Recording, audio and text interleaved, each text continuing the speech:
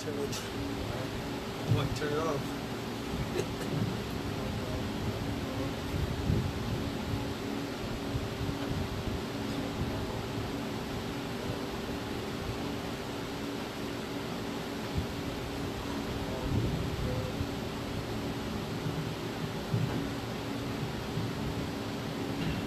بسم الله الرحمن الرحيم الحمد لله رب العالمين والصلاة والسلام على أشرف الأنبياء والمرسلين نبينا محمد وعلى آله وصحبه أجمعين أما بعد. We'll continue tonight inshallah with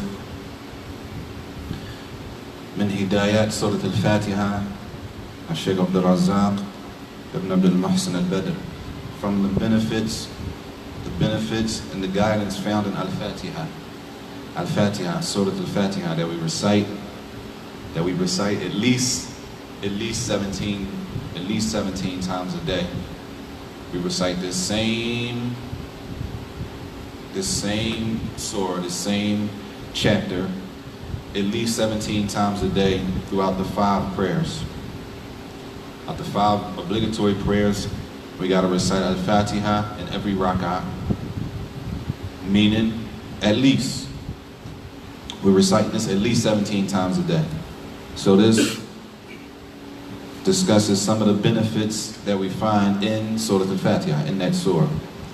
And we stopped last week with Awa'iq, As-Sir ala Sirat al-Mustaqim, the 3 obstacles that may prevent a person from following the straight path. The 3 obstacles that might prevent a person from following the straight path. And the first one was, anybody remember? A shirk, putting partners with Allah. To put partners with Allah, a person worships other than Allah Jalla wa Ala. Or they worship Allah and they put partners in their worship. Worship Allah and they worship something else. The second thing that may take a person off of the straight path was bid'ah, innovation, inventing something new, bringing something new to the religion. Allah told us in the Quran that Islam, the deen, is complete. I think so. The deen is complete. Al-yawma akmaltu lakum deenakum. He said in that verse, this day I have perfected your religion. So the deen, Islam, is perfect. It doesn't need any additions and it doesn't need any subtractions. So the second thing that may take a person off the straight path is bid'ah, innovation, where a person seeks and they try to worship Allah with something new that Allah didn't teach us or the Messenger Muhammad sallallahu alaihi wasallam didn't teach us. So they come with something new that this will deter and take a person from the straight path. And the third thing was ma'siyah, disobedience to Allah Jalla wa Ala, disobedience to Allah Tabaraka wa Ta'ala, not following the guidance found in the Quran and the guidance found in the Sunnah of the Messenger sallallahu alaihi wasallam. So he says here, Hafidhahullah, فأنت مطالب أن تعرف هذه العوائق, that every person should know these 3 things. Every person should be conscious and aware of worshiping other than Allah, number 1. Number 2, from coming with something new. Everybody should be aware of we don't have to make up anything. All of the guidance is found in following Muhammad sallallahu alaihi wasallam, following his guidance.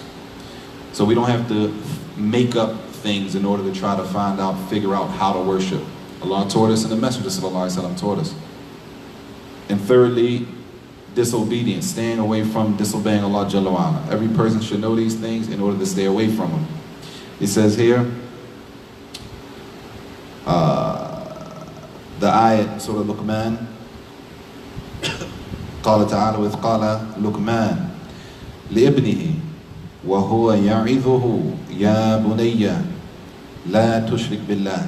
In the ayat where Ibrahim, he said to his son, "O my son, don't put partners with Allah in worship. Don't worship other than Allah. Don't put partners with Allah in worship. So he says, how would it be if you said to your son, this is a question to think about. If your son says to you, if your son comes to you and he says, or you said to your son, Ya bunayya la tushrik billah. You say this to your son, the same advice Ibrahim gave his son, alayhi salam, you give your son or your child. And you say, oh my son or my daughter, don't worship other than Allah. Don't commit shirk. Don't put partners with Allah. Worship only Allah Jalla wa Ala. Don't worship any of the prophets. Don't worship any of the righteous people. Don't worship the sun. Don't worship the moon. Don't worship any dead people. Don't worship money. Only worship Allah Tabaraka wa Ta'ala. Right? Don't put partners with Allah. Don't make shirk. He says, فَقَالَ لَكْ إِبْنُكَ. And what if your child says back to you, مَا الشِّرْكِ الَّذِي نَهَى اللَّهُ عَنْهُ. What is shirk? They may not know. They may need detail. What do you mean don't worship other than Allah? What is shirk? What does it mean to worship, put partners with Allah? He says, أَيَلِيقُ بِكَ فِي هَذَا الْمَقَامِ أَنْ لَا تَعْرِفَ الشِّرْكِ مَا هُوَ. Is it appropriate in this type of situation when your child asks you, you tell them don't do something, and they say, well, what is it exactly you're telling me not to do? He said, in this situation, is it appropriate that you can't even explain to them what you're telling them not to do? You can't explain to them what shirk is? The importance of understanding what is worshiping other than Allah mean. What does that mean? If your child came to you and asked you, what is shirk? What does that mean to put partners with Allah in worship? Is it appropriate that a person is not able to explain to the child what Ibrahim, what Luqman explained to his son? He told him, don't worship other than Allah.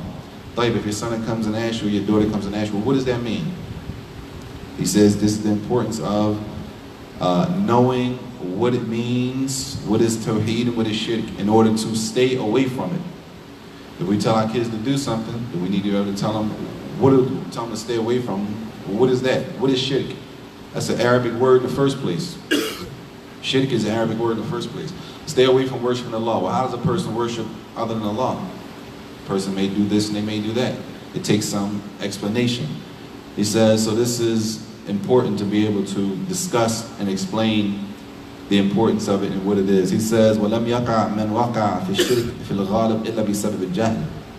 He said that most people usually fall into shirk, worshiping other than Allah, where a person may worship Allah. At the same time, they may worship, right? Especially if they're a new Muslim, they may not know. They may think it's okay to worship Allah and to still worship Jesus. Just shirk. Can't do that. Some people might think it's okay to worship Allah and at the same time worship ancestors. Ancestor worship, right? Where singling out Allah is that you worship Allah only. Only Allah Jalla wa Ala. We don't worship Jesus, we don't worship Muhammad. As sometimes the non-Muslims think we worship, some of them, they think the way they worship Jesus, they think it's the same thing. Y'all do the same thing. They think that we worship Muhammad. So it has to be clear, we don't worship Muhammad. We only worship Allah. Muhammad sallallahu alaihi wasallam, he taught us how to worship Allah. We don't worship Muhammad. Because Muhammad is not, he's not on the level of being worshipped. He's on the level of being followed as a messenger. And he taught us how to worship. So he says most people fall into shirk. Most people worship other than the Creator. They worship other than the Creator because of their ignorance, not knowing. Not knowing what it is, what it means to put partners with Allah Jalla wa Ala. He said this is one reason. He said the second reason is that some people have shubahat al-mudhinnin alayhim. And sometimes they're different, let's just say to make it simple, someone who is a good speaker. He's articulate. He's a good speaker, he's articulate. So they fall victim to, it sounds good, and it could be totally wrong. It could be 100% wrong, but it sounds good. And they call them mudhillin, those who are misguided. And this is why the Prophet ﷺ said in the hadith, قال عليه الصلاة والسلام, إن أخوف مَا أَخَافُ عَلَيْكُمْ الْأَئِمَّةَ الْمُضِلُّونَ.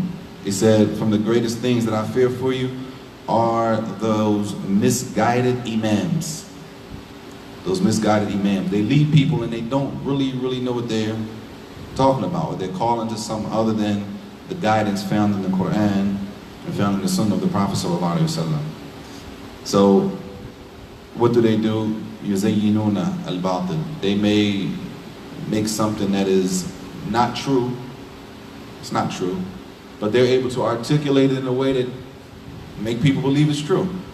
A'immatul Mudillun in a hadith is recorded by Imam Ahmed and Shaykh Al-Albani said it's sahih. So eventually a person may follow the person based on their ability to articulate themselves in a way where it doesn't necessitate that because a person is articulate that what they're saying is correct. What it does mean is it sounds good. But sounding good and being correct is not always one and the same. Tayyib. He says, so from this we know from the greatest things, the greatest sin, the biggest mistake, and the biggest sin that a person can do is to worship other than Allah, to put partners with Allah. Either to worship other than Allah in totality, or to worship Allah and worship someone or something else along with Allah Jalla wa Ala. Shirk. This is the greatest sin.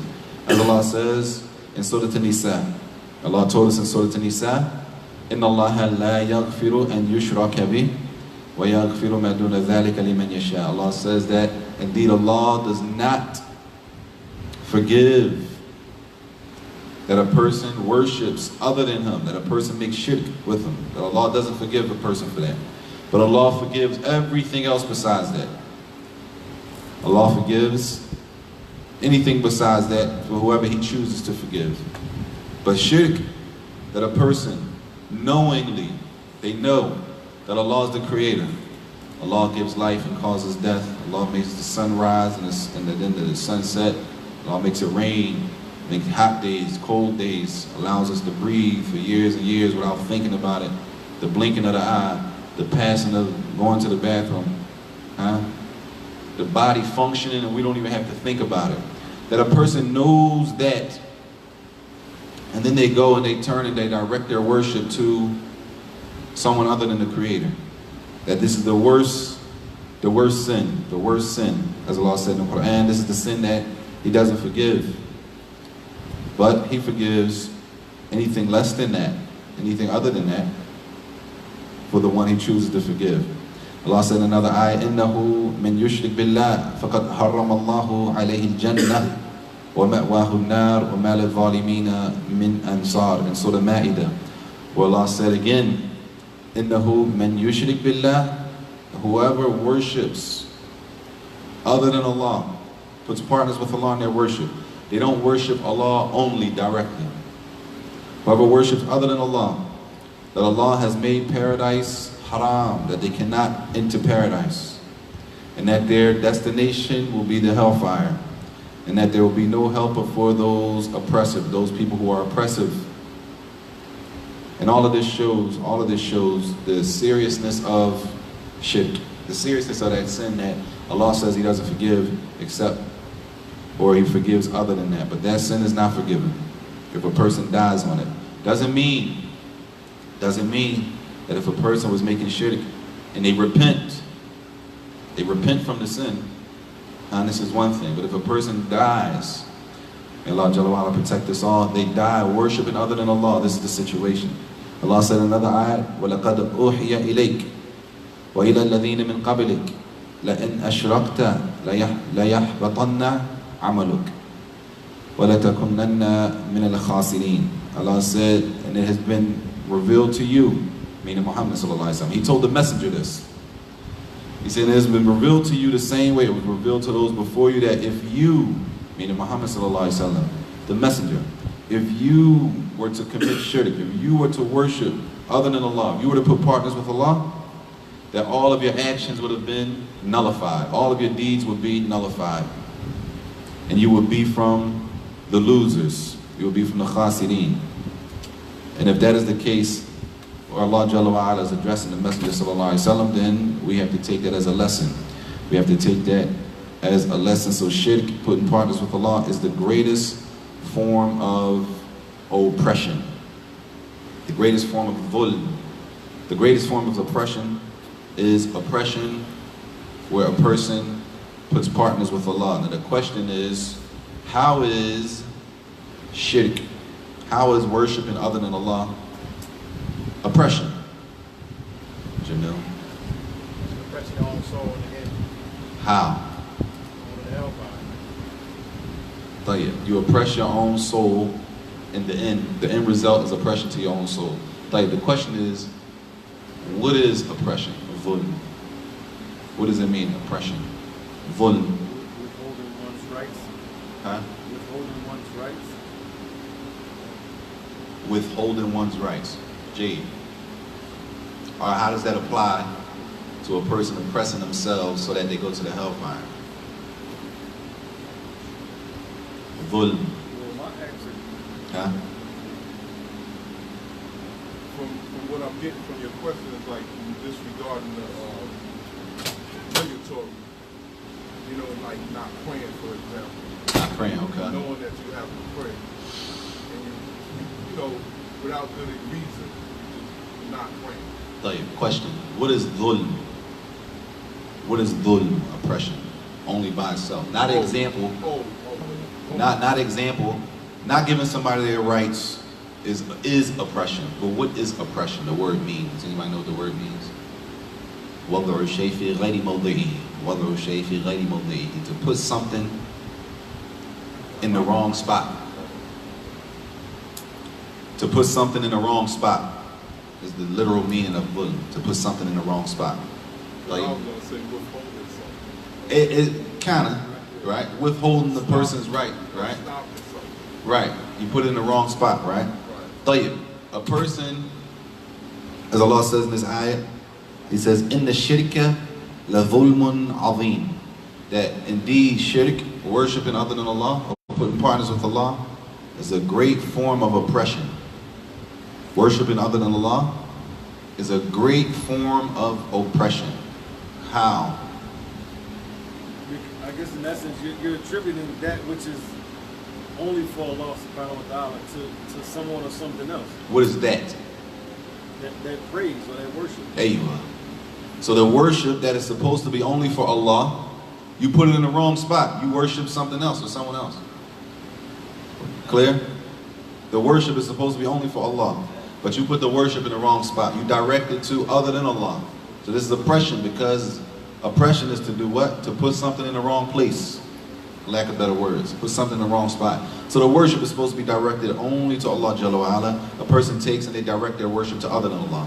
Whether it's the sun, a rock, a tree, a cow, whatever, a statue. Did you say Riyah would fall into that? Riyah is definitely from shirk. Shirk al-asghar. Riyah is from shirk. Showing off. Why? The Prophet ﷺ said, the salat is for who? Allah. Like the Prophet ﷺ said that a person stands and they pray. He described Riyah. He said a man stands and he prays and he beautifies his prayer, not for Allah, but he beautifies his prayer, which is supposed to be only for Allah. He beautifies and he perfects his prayer because someone else is watching him. So therefore, that act of worship, that beautification of beautifying the prayer and all that, he's not doing it for Allah, which is supposed to be. He puts it in the wrong place, which is because somebody's watching him. So it could be his wife. His wife comes in the room while he's praying, so now he wants to perfect the salah all the way to the T. Right? Allah understand.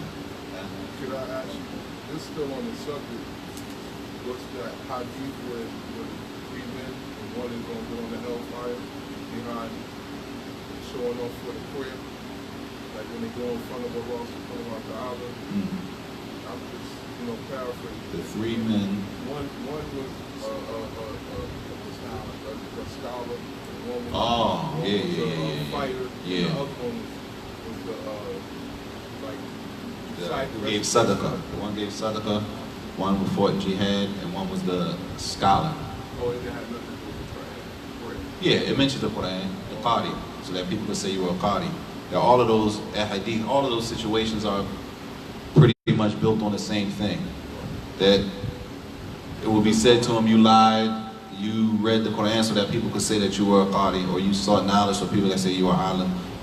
You went to jihad, you gave sadaqah, right? A person gave charity, and they said, I gave charity, you know, for you. It's going to say, no, you gave charity so that everybody could say that you were kareem, generous. And that's what they said. That's a heavy hadith. Allah protect us. طيب.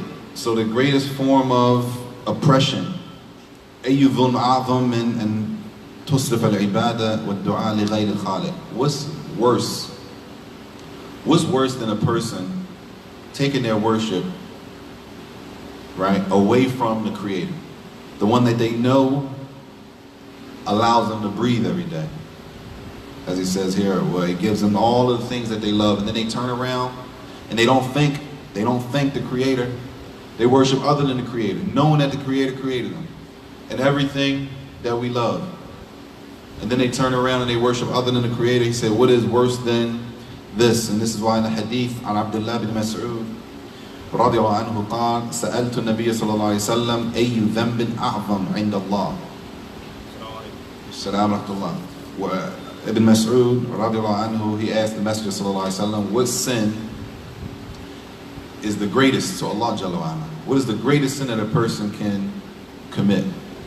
قال صلى الله عليه وسلم أن تجعل لله ندا وهو خلقك. He said the greatest sin that a person can do is that they make something else equal to Allah. They raise someone or something to the level of worship, the same level of Allah Jalla wa Ala, knowing that Allah created them, knowing that they've been created by Allah, and then they take something else or someone from the creation, and they raise them to that status and make them an equal with Allah, showing, as he said in the hadith, وَهُوَ خَلَقَكَ, that Allah Jalla wa Ala created us by himself alone. Nobody helped Allah create the creation. Allah didn't need help to create the creation. Knowing this, that he created us alone, and that he didn't need anyone, that a person turns around after that, after knowing that, and they make dua, and they ask, whether it's a prophet, a messenger, whether they call on an angel, whether they call on somebody righteous, whoever, whatever it is, that after knowing that Allah created us, that they turn and they pray or they ask from the creation. He said, what is greater than this? This is why the Messenger ﷺ said, وَهُوَ خَلَقَكَ, and he created you. That a person makes someone or something equal to Allah Jalla wa Ala, and Allah Tabarak wa Ta'ala created us. So he says, this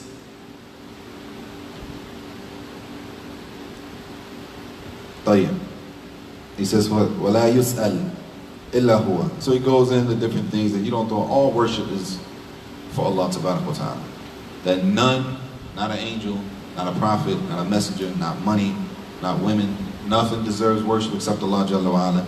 And this is why Allah says in Surah Al-Baqarah, the 22nd ayat, فَلَا تَجْعَلُوا لِلَّهِ أَنْدَادًا وَأَنْتُمْ تَعْلَمُونَ. And don't make partners or don't put any equals to Allah. Don't worship anything other than Allah. Don't make anything equal. Raise anyone or anything to the level of worship while you know.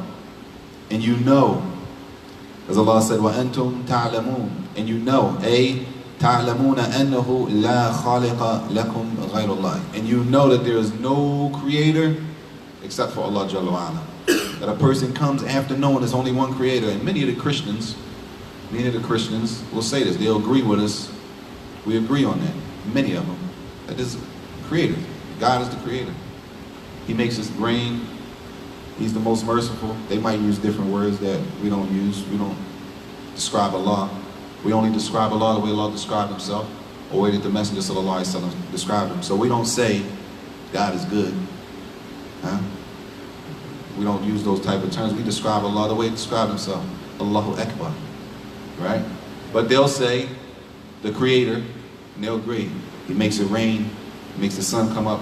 All of those issues of rububiyyah, Tawheed al-Rububiyyah. And even in the Asma wa Sifat, I said God is the all-wise. Right? He's the all-wise. He's the most merciful. He's the all-knowing. He knows everything. Not all of them, but some of them. There's a group of Christians who do talk like that. Tayyib.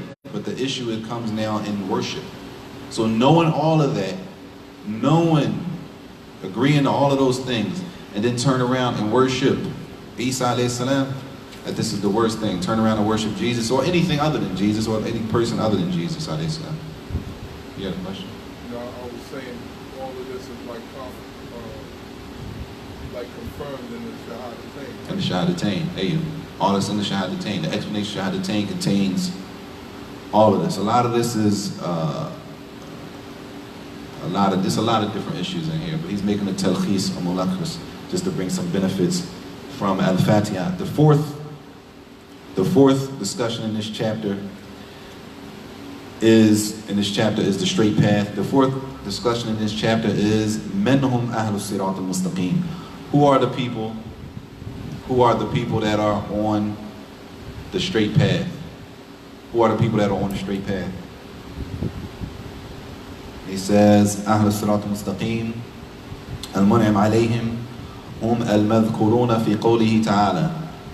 The people on the straight path are the people that Allah mentioned in Surah An-Nisa, ayat 69. In Surah An-Nisa, the fourth surah, ayat 69, Allah says, وَمَنْ يُطْعِ اللَّهِ وَالرَّسُولَ. Whoever obeys Allah and obeys His Messenger, فَأُولَٰئِكَ مَعَ الَّذِينَ أَنْعَمَ اللَّهُ عَلَيْهِمْ.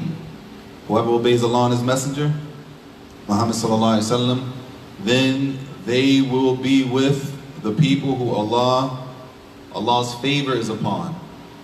Allah's favor is upon. Then Allah mentioned 4 categories. He says, min al-nabiyyin, from the prophets. Whoever obeys Allah and His Messenger, and they will be in the company of the prophets, and nabiyyin, was-siddiqeen, and those truthful people. And the tafsir will explain who they are. Was-shuhada, those people who died fighting in a battle to raise the flag of La ilaha illallah.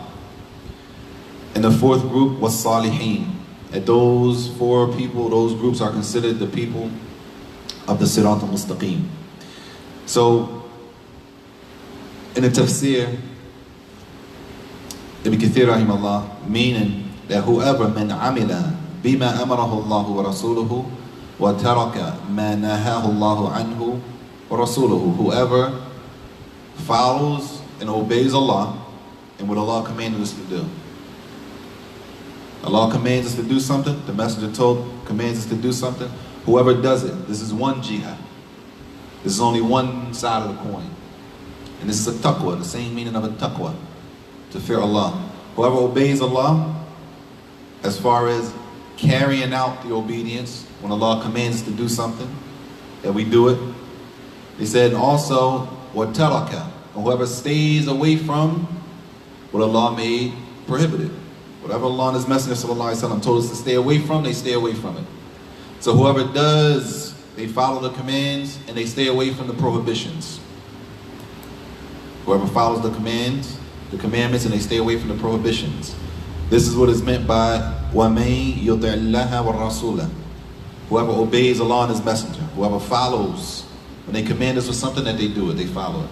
When they tell us to stay away from something, they stay away from it. Whoever does this, then they will be with the prophets, and the siddiqeen, and the shuhada, and the salihin.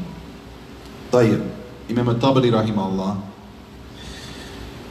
he said the siddiqeen, we know the anbiya, the prophets. Tayyib. Who are the siddiqeen, which is a lot of times translated as, it might be translated as the truthful people, that they will be with the truthful. And he said the ulama, the scholars of tafsir, differ on who are the siddiqun. Who are they? So he says, as-siddiqun tubba' al-anbiya alladhina صدقوهم واتبعوا منهاجهم بعدهم حتى لحقوا بهم. They are the people who followed their prophets. The people who followed their prophets. That's why in the Tafsir al-Noble, I think it even mentions Abu Bakr in the Tafsir al-Noble Quran. It says Abu Bakr. Those people who followed their prophets, right? They believed in their prophets and they followed their prophets. It says, حَتَّى لَحِقُوا بِهِمْ, so that they're considered to be from their followers, the Siddiqun, the followers of the prophets. So we have the company that is being kept for the people who obey Allah and His Messenger, that they will be in the company of the prophets, those people who believed and followed their prophets when they came to them, those people who died on the battlefield, and the general Salihin, the general people from the Muslims who are obedient to Allah Ta'ala, as it says, those who are obedient outwardly and inwardly. Outwardly and inwardly. Outwardly and inwardly. In front of the people and behind closed doors. They obey Allah as far as worship, ibadah, al-qalbiyah, when it comes to the heart, ikhlas, and when it comes to the limbs. It says, وَإِذَا مَنَّ اللَّهُ عَلَيْكَ بِسُلُوكِ هَذَا الصِّرَاطِ فَلَا تَسْتَوْحَشْ حَتَّى لَوْ كُنْتَ وَحْدَكَ. If Allah blesses a person to be from these people, if Allah blesses a person to be from these people, to be from one of these groups, meaning for us to be from, not the Anbiya, of course, or the Siddiqun, or the Siddiqeen, possibly the Shuhada, and possibly the Salihin. If Allah blesses a person to be from one of these groups, that a person should not feel isolated, even if they're the only one following the truth. And this is a problem that we have today. We're scared. A lot of us are scared to be isolated. So we can't handle, as we say, pressure bust pipes.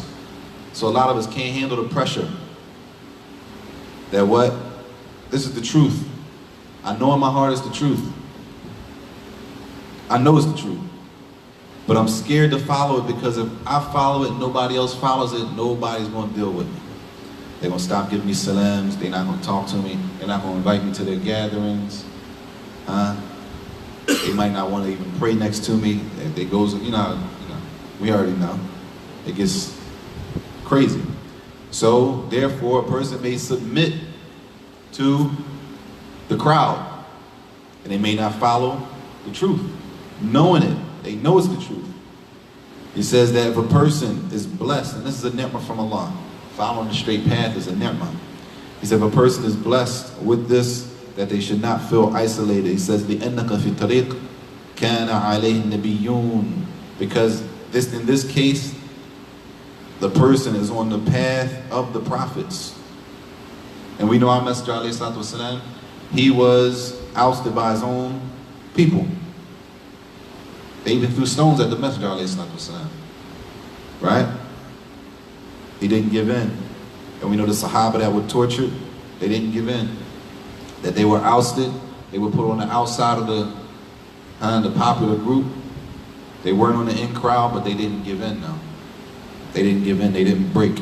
He said in this case, even if you're by yourself in a situation, that you are in this case on the path of the prophets, the Siddiqun, those people who follow their messengers, the Shuhada and the Salihun. He says in that statement in the end of Al-Fatihah, after we make the dua, اهدنا الصراط المستقيم, اهدنا الصراط المستقيم, oh Allah, guide us to the straight path, right? That's the dua. And then we say, Allah says, الصراط الذين أنعمت عليهم, أنعمت عليهم, the path of those who you have bestowed your favor upon. This ni'mah, this blessing that you have given the people on this path. It says, فيه دلالة أن السلوك العبد للصراط المستقيم نعمة من الله. And the word he uses is dalala. And this is a word that the ulama use a lot, that a lot of times is overlooked. Dalala. And not just in this case, in other situations. The proof, the angle in this ayat, or this wording right here, this piece of the ayat proves, does anybody know? I'll let you extract it. An'amta alayhim, that I have blessed, Sirat al-Ladina an'amta alayhim, the path of those that I have blessed them. I've blessed them. What does this prove? Allah says, Ihdina siratal mustaqim. Guide us to the straight path. Then Allah describes it. Siratal ladhina an'amta alayhim. Siratal ladhina an'amta alayhim. The path of those who my favor is upon. Huh?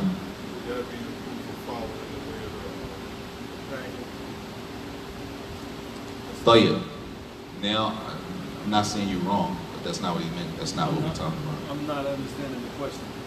An'amta alayhim, right? This in itself points to something. It points to something.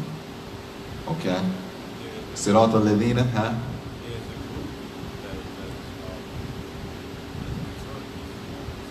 There's a group. We know that group, those 4 groups. Sahih, true. Something else though. And this is called istinbat. This type of exercise is called istinbat that ulama do. Okay, what does this wording here prove about this verse? What you're saying is right, because they already mentioned that, the 4 groups. It's confirmation that that's the straight path, because he's placed his favor upon those who went that path. Jade, so confirmation. You close. Yeah, and this ain't no trick question. It's not a trick question. But I'm just. Huh? Again? No, it had to do with that. It's right under you. It's not a trick question. طيب. It says fihi dalala. It's a point. It points to or shows this right here. An'amta points to the fact that, as he says, أن السلوك العبد للصراط المستقيم نعمة من Allah. That the fact that a person follows the straight path, that in itself is a blessing from Allah. That in itself is a blessing from Allah. Allah said, أنعمت عليهم, that Allah's favor is upon those people on that path. So to follow that path in itself is a ni'mah. The fact that a person is following that path, that alone is a blessing. Which is right. It's not something that you wouldn't think of, but there's many things you could think of, but that's how tafsir is. And that's how istinbat is. It can be many benefits out of one ayah. Some things are very clear. Some things may take a little more, mashallah. You might say, I would have never, you read something, you say, I would never looked at it like that. I never looked at it like that, right? But the fact is, the dalala, the ayah proves that the fact that a person follows a straight path, that itself is a blessing to be thankful for. طيب, he says after that, فَلَوْلَا نِعْمَةُ اللَّهِ عَلَىٰ عَبْدِهِ بِسُلُوكِ الصِّرَاطِ الْمُسْتَقِيمِ مَا سَلَكَهُ وَلَا سَارَ فِيهِ. So if it wasn't for Allah's blessing of putting him on that path or her on that path, they would have never followed the path in the first place. It's not like we follow anything because of who we are or who we used to be. Like it's Allah's ni'mah, Allah's favor on us, that he blessed us and chose us to be from the Muslims. Blessed us and chose us to respond to the adhan. Blessed us and chose us to stand and pray. Blessed us and chose us to want to learn. It's a ni'mah. It's not because of any of it, because just, Ashan, as they say, Ashan kida, Ashan enter. But that's almost like an everyday doing for people. When you see the person that's not Muslim, and then you thank Allah that you favored me over this particular situation. Sahih. I mean, now, honestly, that's a ni'mah to even think like that. To even be thinking, alhamdulillah, you see people and they like, sometimes you see people say, they just gone. But you might not thank Allah for the guidance. Yeah, they gone, but alhamdulillah, Allah saved me. Or you see people and you say, I was on that same path and Allah saved me. Alhamdulillah, it's a ni'mah. It's a ni'mah. That's a blessing in itself. And it's a blessing to be able to recognize that it's a blessing. Because some people just go hard and say, man, he shot out. You come from that. You came from the same thing. You came from that same path. And the only reason that you were saved from that path is because Allah Jalla wa'ala blessed you. His ni'mah and favor upon you took you off that and he guided you to something better. So,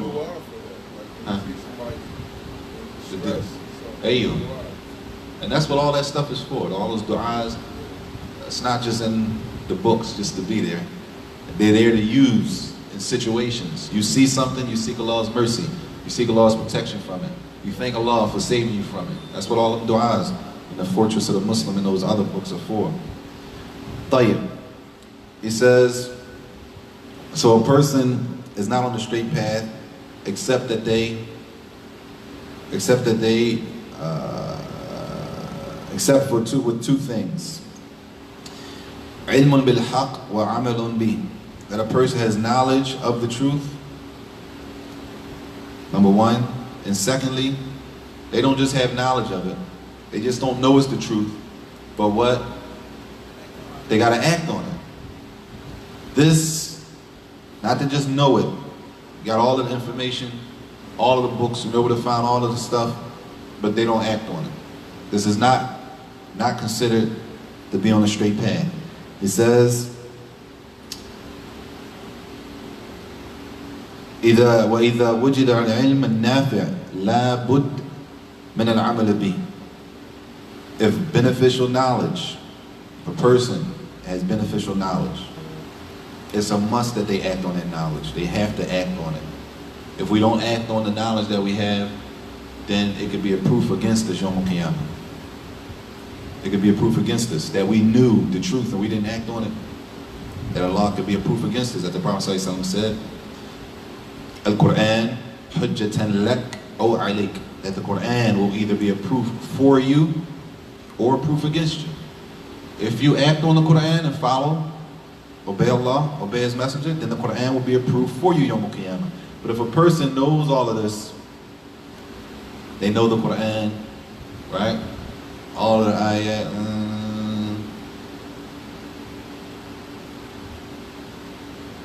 and they don't act on it, then the Messenger ﷺ said, oh, alayk. It could be that the same book that we say we love, that we wrap up in towels and put it up in high places and all the stuff that people do with them. We ride around our cars, it's on our phones. That same book, those same verses, could be a proof against us Yawm al-Qiyamah if we don't act and abide by our knowledge, the knowledge that we have. Not meaning that we have to know, we have to all be scholars. That doesn't mean that. But what we know, what every individual knows, they have to act on it. And if you don't act on it, then every person will be held accountable according to their knowledge. So he says, if a person has beneficial knowledge, they have to act on it. فَإِذَا وُجِدَ عِلْمٌ نَافِعٌ وَعَمَلٌ صَالِحٌ كَانَ الْعَبْدُ مِنَ الْمَاضِينَ السَّائِرِينَ عَلَى الصِّرَاطِ الْمُسْتَقِيمِ. If a person has their knowledge and they act on it, then they are from the people who are following the straight path. That's making me think about the hadith where the Prophet said, convey this from me, even if it's just one ayah. Even if it's one ayah. بَلِغْ عَنِّي وَلَوْ ayah. You say that makes you think about that? It makes you think about it. Like, conveying something would be in an action too. Like basically, I know you're talking about speaking, but like Conveying is an action in general. Telling somebody else is an action in general. But whatever you convey, saying it, but, do it too. Yeah. Like, whatever you telling them, you should be doing it first. You should, if you're able to. Right? You might be telling somebody, for example, mathalan, you might tell somebody it's Sunday, you should fast on Mondays and Thursdays. But maybe a person has a condition where he can't fast Mondays and Thursdays because he has maybe some type of illness. He's not able to do it, but that doesn't mean he can't spread the information, even though he's not able to do that thing. But in general, whatever we spreading, we should be first. We should be the first ones to implement it. Tayyib, he says, فَالنَّاسُ ثَلَاثَةُ أَقْسَامٍ, that the people are broken down into three categories. قِسْمٌ مُنْعِمْ عَلَيْهِ. The first group of people are the people that Allah has put His favor on. He's blessed them. Right? And those are the people that what? Number one, they have knowledge. And number two, they act on it. They have knowledge and they act on it, which in itself shows the benefit and the importance of learning, the importance of talab al-ilm, learning. That a lot of times people think that you can't learn until you go overseas, mathalan, right? They think talab al-ilm starts when you get to the place you're going. But if you read the books of the Salaf, they exhausted all their options in their area first. They benefited from the people in their area and got what they could get from them. When it was done, the wells dried up. They couldn't get anything else out of them, or the situation, they left and they went somewhere else to continue. And my personal experience, a lot of the brothers that were in our class from different countries, a lot of them came there and they were stronger than us. A lot of them. A lot of them were stronger than us. A lot of them. MashaAllah.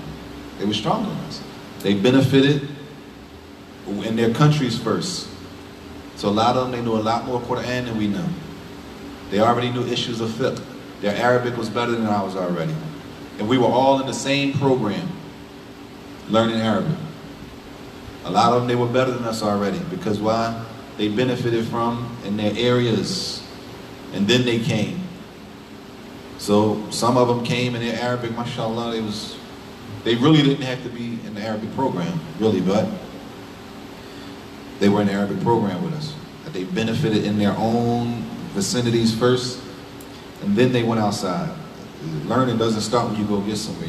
All of a sudden you're going to go somewhere and now you're going to become this super student. And now all your habits going to change, you're going to start reading and you're going to start applying yourself. Maybe, but you'll find that the Salaf, a lot of them, they started, and they by you see that they were, a lot of them, they learned from who firstly? Their fathers. They learned in their own households. Their fathers taught them, which is a lesson for us. That we're responsible for our children. That their fathers taught them whatever they could teach them. When they were done with their fathers, who did they go to a lot of times? Their uncles. Their uncles had knowledge. Yeah. Their uncles. Some of them you'll find that they were seeking knowledge with their cousins. So you find some of the ulama, you find that their households were known to be households of ilm, of knowledge. It wasn't that he was the only one. Even Shaykh al-Islam Taymiyyah rahimahullah, his father, his grandfather, call him al-Majd. His grandfather, the ulama, scholars.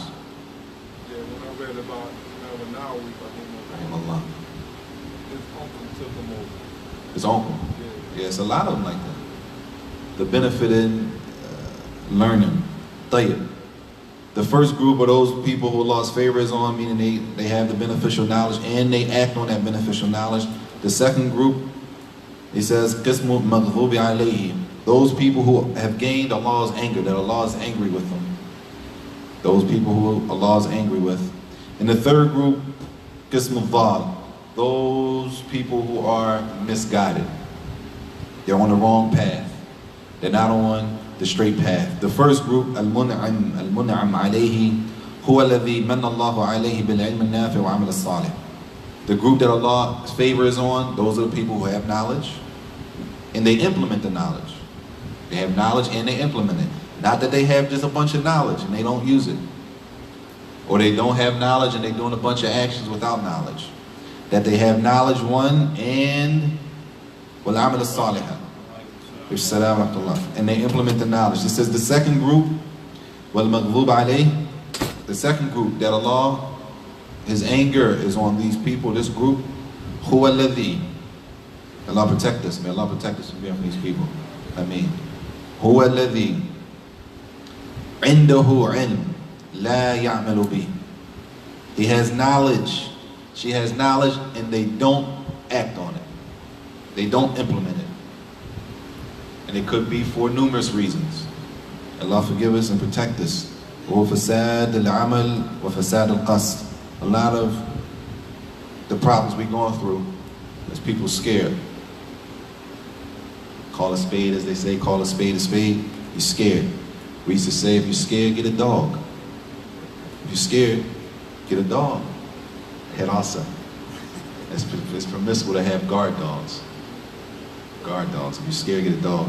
That people scared to be what? Outside of the crowd.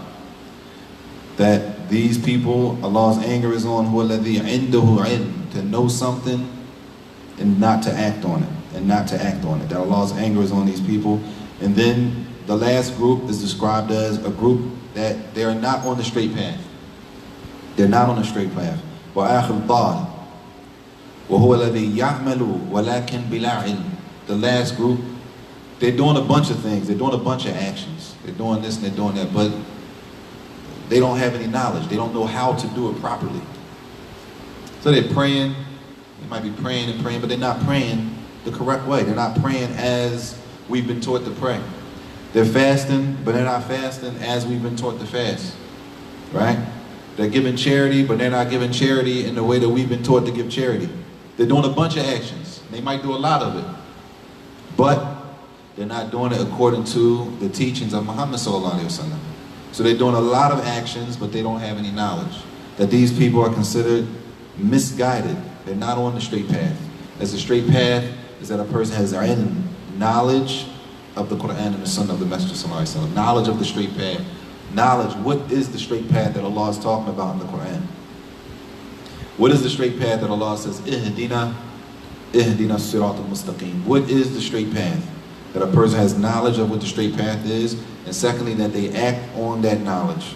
This is the group that Allah is pleased with, that His favor is upon.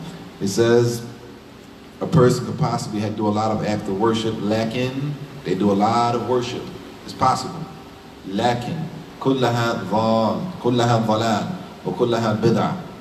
That those actions, they might do a lot of it, but it doesn't necessitate that they're doing it correctly. And the deen, Islam, is not how you feel, you just do it. The deen is perfect, Allah said. الْيَوْمَ أَكْمَلْتُ لَكُمْ دِينَكُمْ الْيَوْمَ أَكْمَلْتُ لَكُمْ دِينَكُمْ. Today I have perfected the religion. The deen is perfect. It's for us to learn what we're supposed to do and what we're not supposed to do. And therefore, Allah says in another ayah, because sometimes, like Sheikh Salih al-Sheikh, Hafidhullah mentioned in the beginning of Kashf al-Shubahat, that sometimes you'll find a Muslim committing shirk, worshiping other than Allah. And sometimes it's hard for people to accept the fact that all of that worship is null and void. It's null and void. Why? Because he's putting shirk, he's making partners with Allah. Said, but he got a sajda mark. He prays. Like, look at all, you can see the effects of worship on him. He said his skin is flabby from fasting all the time. You can see the effects of worship on him.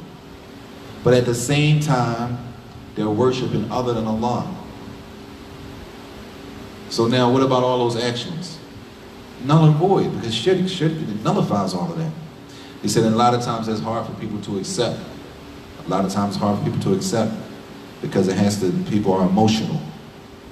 So you want to say, the man with that, doing all of that it's not accepted, how you going to say that? How you going to say that? Say he's committing shirk with Allah. And Allah Jalla wa Ala told the Prophet sallallahu alaihi wasallam, if you were to put partners with Allah, that all of your actions would be nullified. He told the Messenger alayhi salatu wasalam that. In this ayah, which is in Surah Al-Kahf, ayah 103, قال تعالى قل هل ننبئكم بالأخسرين أعمالا. Should we tell you who are the greatest losers regarding their actions and their deeds? That they come up short when it comes to their actions and their deeds. He says, الَّذِينَ ظَلَّ سَعْيُهُمْ فِي الْحَيَاةِ الدُّنْيَا. Those who are misguided in their actions in the dunya, they're not doing it right. وَهُمْ يَحْسَبُونَ أَنَّهُمْ يُحْسِنُونَ. And they think that they're doing it correctly. وَهُمْ يَحْسَبُونَ أَنَّهُمْ يُحْسِنُونَ صَنْعًا. And they believe that they're doing their actions correctly. Ibn Kathir rahimahullah said, عَمِلُوا أَعْمَالًا بَاطِلًا غَيْرُ الشَّرِيعَ مَشْرُوعًا مَرْضِيَّةً مَقْبُولًا. That they're doing actions that the Sharia, Islam, did not legislate. They're doing a bunch of actions there, man. They're doing a bunch of actions that Islam did not legislate. It's not legislated. Allah is not pleased with it. It's not accepted. But they're doing a lot of them. And all of this goes back to the importance of knowledge. Knowing what Allah Jalla wa Ala commanded us to do, what He commanded us to stay away from, and knowing the sunnah of the Messenger Sallallahu Alaihi Wasallam. He said they're doing all of this, يَعْتَقِدُونَ أَنَّهُمْ عَلَى شَيْءٍ وَأَنَّهُمْ مَقْبُولُونَ. They're doing all of this, believing that they're doing it correctly, believing that it's accepted, and at the same time, they didn't have the correct knowledge. So I'm thinking about the beginning of Surah Al-Fatihah. Allahu Akbar, Allahu Akbar. Yeah. Oh, that's... Allahu Akbar, Allahu Akbar. Questions that we all have to answer is a serious... أشهد أن لا إله إلا الله. Just general أشهد knowledge. أن لا إله إلا الله. Who is that that we're asking? أشهد أن محمدا رسول الله. And who Allah isn't. أشهد أن محمدا رسول الله. That taught us how to worship. No one حي على الصلاة. Those are the questions in the grave. Allah Jalla wa Ala give us success. حي على الصلاة.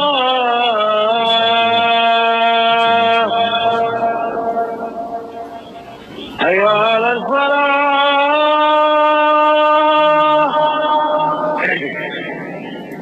حي على الفلاح.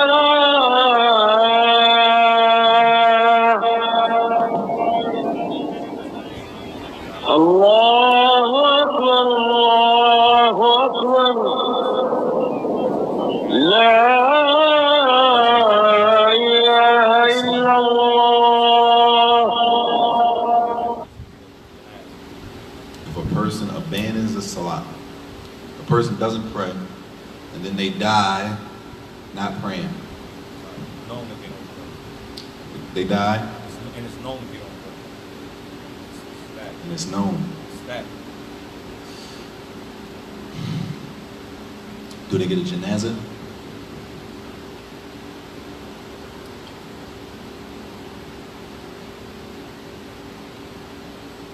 Allah. Allahu A'lam. I mean, it's a general answer, but that's a question that got some specifics to it. If it's known, then they know they're saying they're still Muslims because tark as-salat, that's an issue. That's a whole issue in itself, the hukum on a person who doesn't pray. There's ulama. There's ulama who say that the one who doesn't pray is not a Muslim anymore, and then there's ulama who say, okay, did they believe the salat was obligatory? Yes, but they weren't praying. Why? They just, as we say, they wasn't deening, but they believed the salat was obligatory. All of the ulama don't say that the person who doesn't pray is not a Muslim, but there is strong proof for it, and a lot of ulama do. A situation like we having, our situation, I mean, it depends on what you mean by establish that they don't pray. Salas.